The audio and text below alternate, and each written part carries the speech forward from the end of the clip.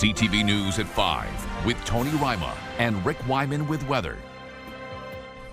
Good evening. Thanks so much for being with us on this Wednesday. It was a tragic day on the streets of Sudbury as two pedestrians were killed in two separate collisions, including a hit and run.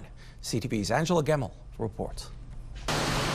Sudbury police at a portion of the Maley Drive extension closed most of the day after a body was found on the road, struck, and the vehicle responsible nowhere to be found. It was the second fatal collision involving a pedestrian within an hour and a half. We have a tragic loss of life, and it's very important that the police and the coroner, we do our job and we do it right, because the results are important. The first happened here around 4:40 this morning. The driver involved in this collision remained on the scene. The victim died of their injuries in hospital. The identity of that individual is not going to be released at this time, just in order to protect the privacy of the family that are involved in this tragic incident. What I can tell you was that it was a 39-year-old female. Then around 6:15, a motorist found a body on Maley Drive near the on-ramp from Notre Dame Avenue. That victim was pronounced deceased at the scene. The vehicle in that situation left the scene, but later contacted police, and police are now following up to find out the circumstances on how that incident took place. Norman was not able to provide details on the victim or their identity. He says both incidents are being looked into by the Integrated Traffic Safety Unit, supported by the forensics team and the coroner, and adds those investigations will look into if weather or time of day played a role. In any sort of fatal collision or major traffic accident reconstruction, all of those factors are taken in by the investigators in trying to account for how things have unfolded. There could be charges in either cases. However, Inspector Norman says those won't be known until the investigations are further along. In the meantime, anyone with dash cam footage from the areas and the time of the collisions is asked to contact police. Angela Gemmell, CTV News, Sudbury. It was a dark and gloomy Wednesday, toss in some rain, and it was kind of miserable. When are we going to turn the corner? For more details, let's bring in CTV's Rick Wyman. Rick. That introduction sounds almost like a Stephen King introduction for his latest movie, but that's okay. I digress. Our systems map, Tony, as we take a look at the on-again, off-again weather forecast for this week. Wet today, sunny tomorrow. First brought to you by CAA. Get your membership at caa.ca. This is the system that's inflicting the damage right now over northeastern Ontario. That will clear, but there's more precipitation coming up on Friday. As I've said all this week, it's nice, it's not so nice, then it's nice again. So again, ever-changing weather and temperatures, we'll get into that and a lot more with the 5-day forecast coming up in just a couple of minutes. So Tony, nice introduction. Again, a great depiction of what we had today weather-wise. Back to you. So much for that, Rick. The natural resources sector is a big employer in Northern Ontario. Some are calling news from the federal budget yesterday a big win, while others are taking a more measured response. CTV's Ian Campbell has more.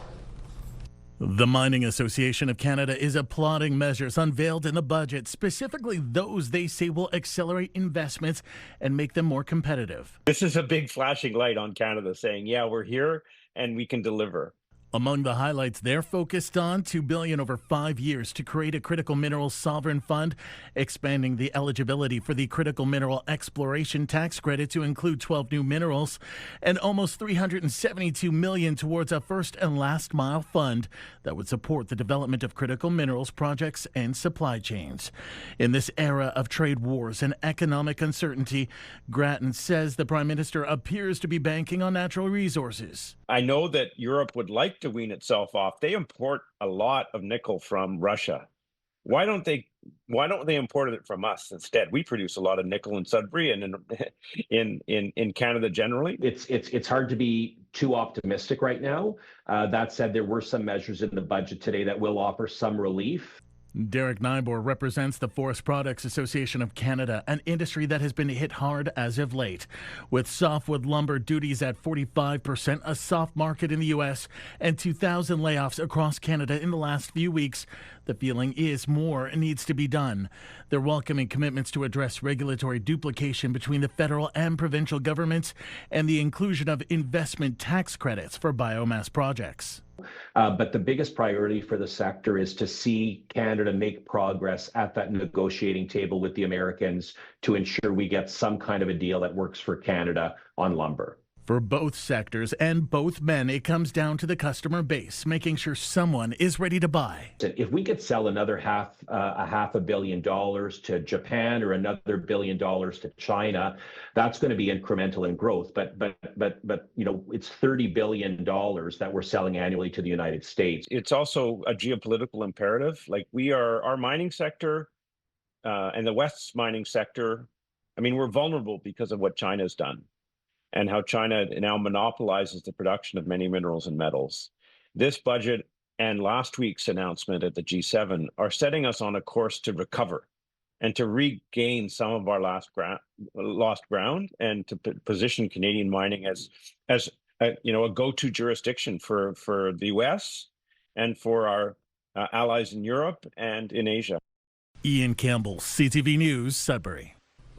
And we'll have more reaction to the federal budget tonight at 6 o'clock from mayors around the Northeast.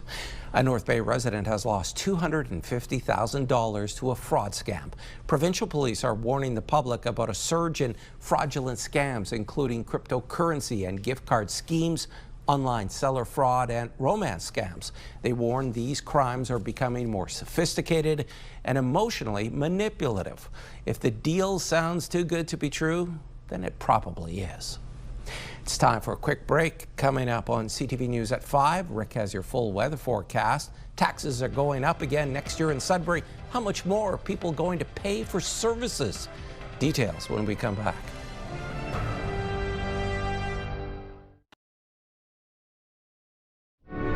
We will never forget your bravery, your strength, your sacrifice. The very best and bravest of our nation. These heroic souls stood on guard for freedom. Join the CTV News team and me as Canada comes together to remember. Remembrance Day 2025, Tuesday morning at 10 Eastern, 7 Pacific on CTV.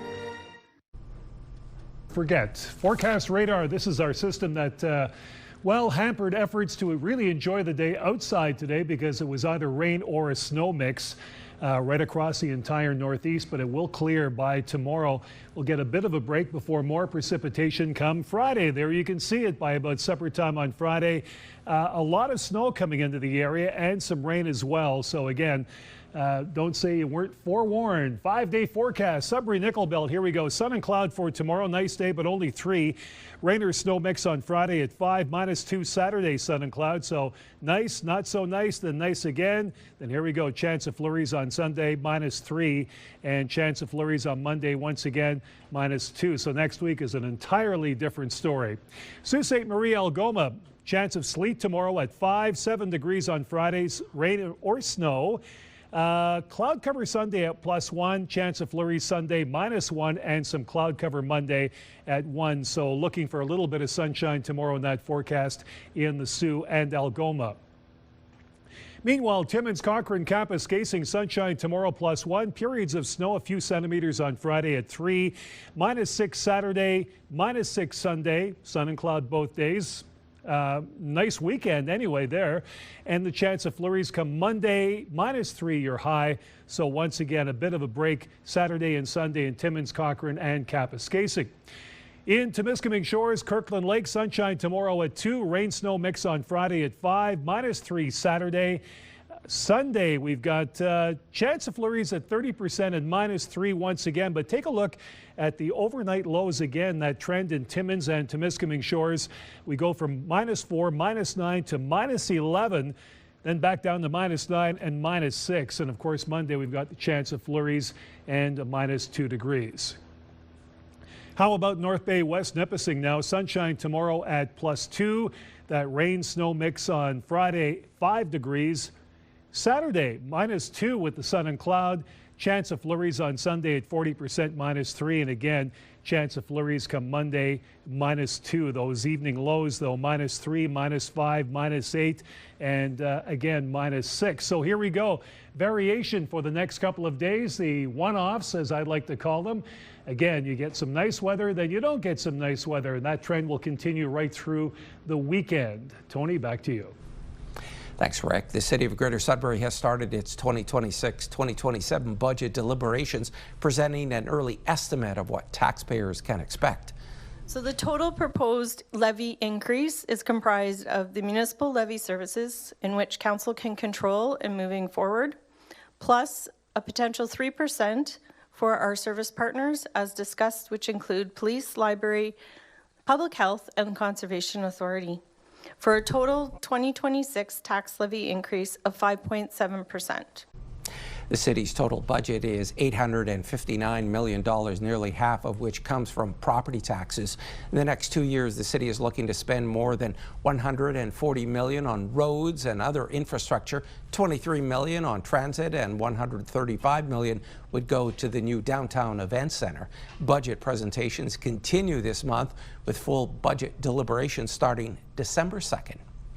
Ontario's college support staff have ratified the new contract that ended their recent 5-week strike.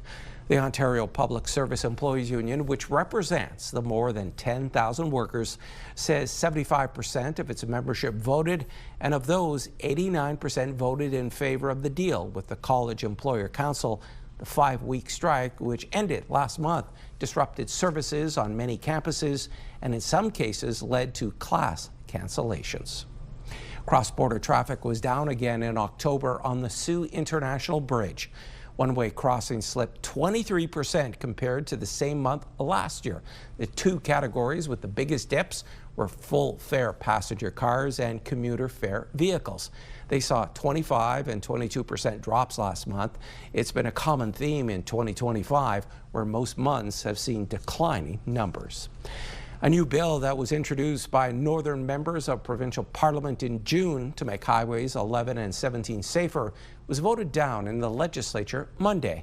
Mushkegowuk James Bay MPP Guy Bourgoin says the main points of the bill came directly from constituents who voiced their concerns at town hall meetings. Bourgoin says the bill was calling for scale and inspection stations to operate for at least 12 hours daily.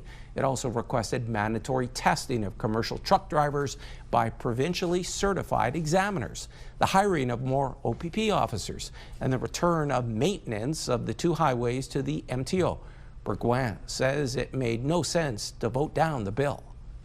I see this in the House often. If it's the colors the problem, make it blue.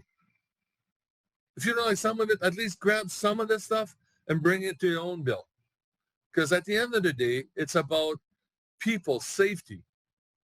It's not about political points. It's about people's safety. All my bills I brought forward, it was all about people's safety. You know, and yet they voted down every single one. Bourgoin says without a Northern Highway 11 and 17 Safety Act, the threat of more highway closures and deaths continues. Help is out there. Coming up on CTV News at 5, a new men's counseling service is available, and it's as simple as dialing 211.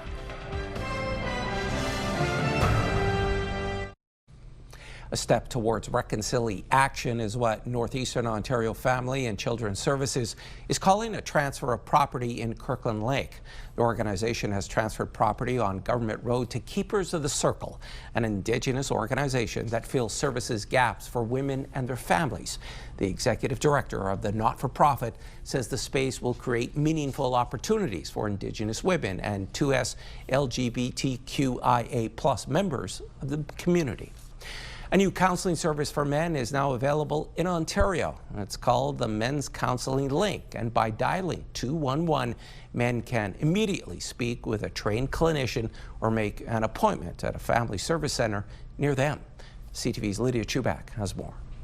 Family Service Ontario has just launched the Men's Counselling Link, and the Timmins Family Counselling Centre is offering the service. And since we're already serving men and having really a specific program for men and giving them those services that are free is just kind of that complementary to what we were already doing. To get access to the Men's Counselling Link, dial 211 and get connected immediately to someone who can help. If it's a crisis, they'll connect them with a therapist who will be speaking to them right away. Otherwise, they'll book them into that first appointment in the family service agency. So now there's at least having some services that are covered by the ministry. Again, it's one session, a follow-up session, but it is a start to give that service. The Men's Counselling Link will also assist men who are not in crisis. If they're calling for, again, other issues, a 211 operator will ask questions and try to explore whether this might be a service that's appropriate for them. Officials say the launch of the Men's Counselling Link comes at a time when demand for mental health and family services continue to climb. Regardless of the situation, they add those calling just need to want to do better for themselves and their families. Lydia Chubak, CTV News, Timmins. A new report funded by the federal government is revealing a sexual assault survivor's location in Canada can dramatically affect their chances of receiving justice. CTV's Lindsay Alick has more. Does geography impact access to justice? Is a 131-page report from She Matters, looking at the factors limiting access to forensic evidence collection in the Yukon, Northern BC, and Northern Ontario in sexual assault cases. We wanted to not only highlight the inability for survivors to equally access forensic evidence collection in their home community, specifically for folks in northern, rural, and remote communities, but also to touch upon their ability to access support services as well. He says the first recommendation is to start with training, specifically mandating trauma-wise and culturally safe training for all first responders. Not only having the access to the exams, but also having timely access. So we heard from a lot of survivors sharing that they're waiting over 10 hours or more, having to travel great distances. Transportation logistics is also a key area that needs to be addressed in the north. As of right now, there isn't a standard protocol or practice in place that offers that transportation to a survivor outside of being put in the back of a police cruiser. In order to address these challenges, Villeneuve Ahmed says a joint effort between federal, provincial, and territorial leadership is needed. What we are hoping to see through the release of a second report from our organization on the topic of accessibility is really ownership of the issue and accountability. Villeneuve Ahmed says she understands the report is quite lengthy. So in order to make it accessible, the group has created a 4-part podcast series that features direct stories from the 62 participants who are survivors and providers. Lindsay Alick, CTV News, Sudbury. Now a story about a 60-year-old disabled and homeless woman who has been living in a tent since April. Outreach workers in Sudbury confirm it's just one demographic they're seeing more of, living outdoors in encampments. CTV's Alana Everson reports. 60-year-old Christine Robert crawls into her collapsed tent in the pouring rain to get some mitts and dry socks. She says living like this is tough, as she suffers from mental health issues and osteoarthritis in her back and hip. Achy. Tired. I'm tired of living like this.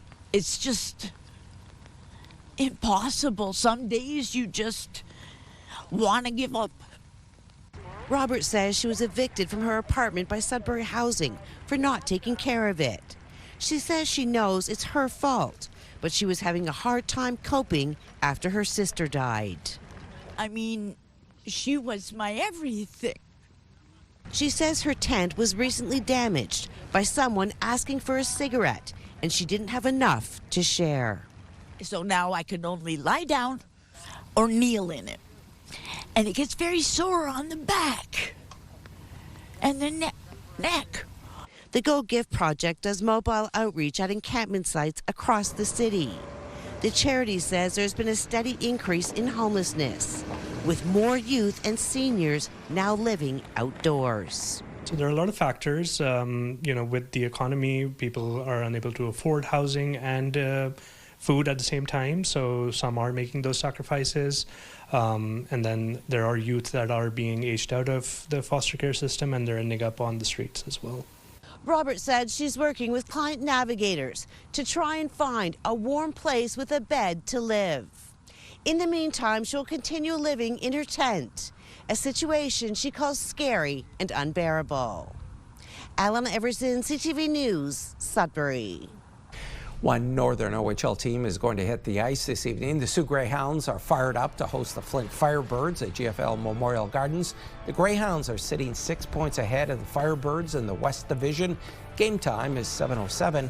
Tomorrow night, the Sudbury Wolves are on the road. They'll take on division rivals, the Barrie Colts. The Colts are looking to catch the top three in the East, while the Wolves are working to climb out of the basement. Game time there is 7 p.m. Banners are going up in Sturgeon Falls, and meat pies are on sale in North Bay to help a Royal Canadian Legion branch.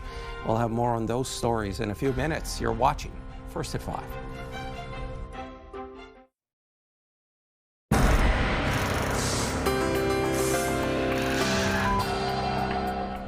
Our first community close-up is from Sturgeon Falls. West Nipissing Legion Branch 225 kicked off its banner program today. 29 of them are hanging through the town on Front Street.